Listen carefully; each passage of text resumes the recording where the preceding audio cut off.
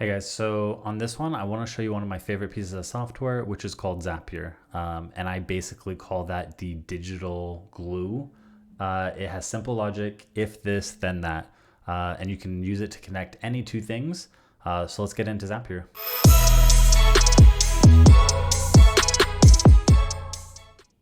So I'm going to make this super easy, and I'm just going to show you the very basics. And it's pretty easy to learn. It's almost unlimited what you can do with it.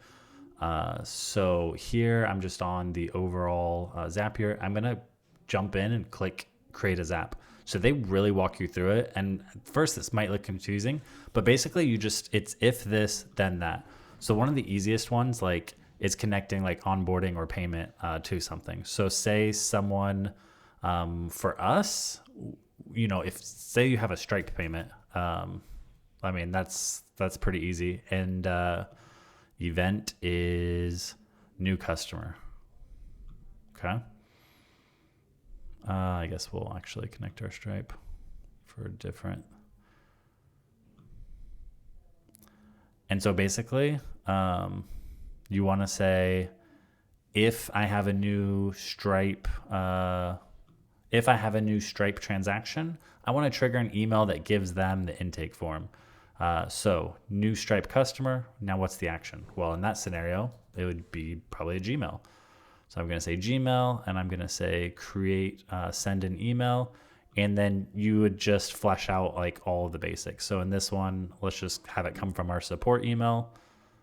Did I go through that too fast?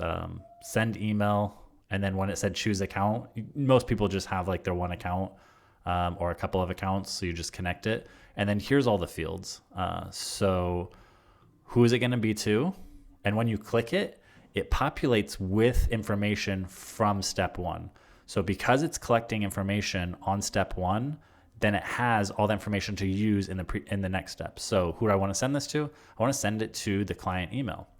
Who is it going to be from? It's going to be from me, the email that I, in the previous step, connected this to, or previous step here. Support. From name, you can change that. Reply to, you can have the subject. Let's say, welcome. And then you have the body. So you have this email, blah, blah, blah, blah, blah, blah. Here's the intake form, right? And so you do this, and you can even customize it. You say, hey, first name, or whatever other stuff you had in there. Here's the intake form. So the cool thing is, so now you have this automated. Like before, if you didn't have this automated, and you would test action, and then it would be done, and you would name it up here. So now a customer buys, they automatically get the intake form. So now the next thing you will probably want to do is you're going to make another Zap that says, okay, well, when they complete an intake form, now let's trigger a to-do for either myself or whoever's involved. So automating the purchase to intake form to initial workflow for the team, that was one of the biggest things that I did with Zapier. That was kind of like a game changer. It was like people would purchase, they'd get the intake form. The intake form would trigger a workflow for us on something like Trello. So the intake form would populate a card on Trello. That would also trigger a to-do for someone on our team to start working on the project. And then, we automated a crap ton from there. So automating as much as the purchase to intake to onboarding form to workflows for your team, I would probably say that's some of the best stuff that you could kind of automate.